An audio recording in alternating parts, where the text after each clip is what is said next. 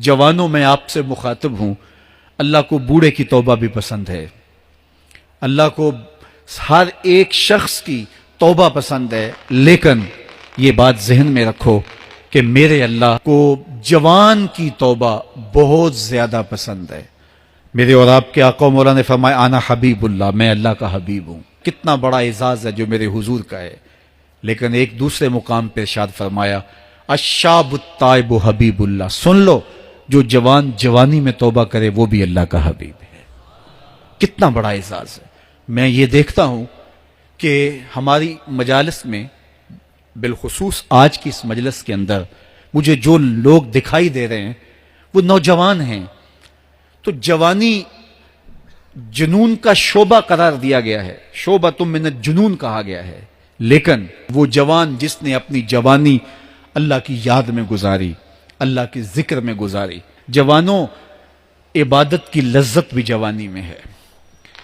اگرچہ جوانی مستانی ہوتی ہے، ذرا اس مستانی جوانی کو تہجد کے مصلی پہ لا کے دیکھو، کیا مستی چڑھتی ہے سجدوں کے اندر، کیا لطف ہے قیام کے اندر، کیا سکون ہے رکوع کے اندر۔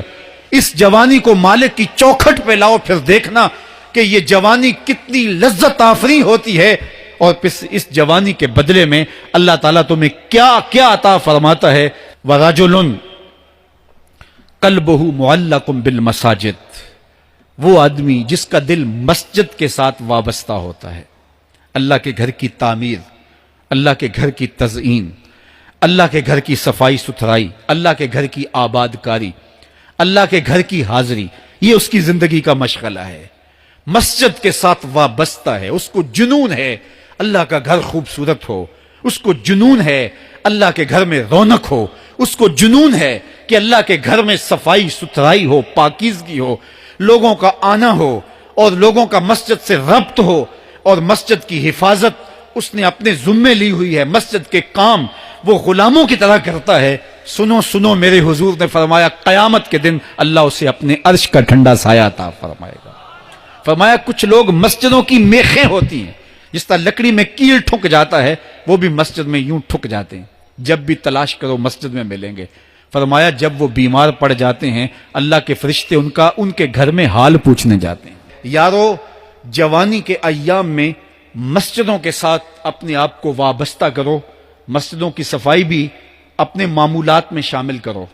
جس طرح آپ اپنے معمولات بتاتے ہیں کہ ویکینڈ پہ میں یہ کرتا ہوں، روزانہ کی میری جو ہے وہ ترتیب یہ ہے، مہینے کے بعد ایک مرتبہ یہ تفصیلی کام کرتا ہوں، اپنی زندگی میں مہینے بعد، 8 دن بعد، یا جب آپ کو فرصت ہو، مسجد کی صفائی کا اپنے اوپر ذمہ لو۔ کسی بھی مسجد میں چلے جاؤ، اس کو صاف کرو۔ جب تم اللہ کے گھر کو دھو گے، اللہ تمہارے دل کو دھو دے گا، تمہارے دل کو اللہ پاک کر دے گا۔ تو یہ مسجدیں کعبۃ اللہ کی بیٹیاں ہیں۔ اللہ تعالیٰ نے مسجدوں کے ذریعے زینت دی ہے زمین کو، جس طرح آسمان ستاروں سے سجا ہوا ہے، زمینیں مسجدوں سے سجی ہوئی ہیں۔ اس لیے اللہ کے گھر کے ساتھ جو شخص ربط رکھتا ہے، میرے اور آپ کے آقا مولا نے فرمایا قیامت کے دن اس کو اللہ اپنے عرش کا ٹھنڈا سایہ عطا فرمائے۔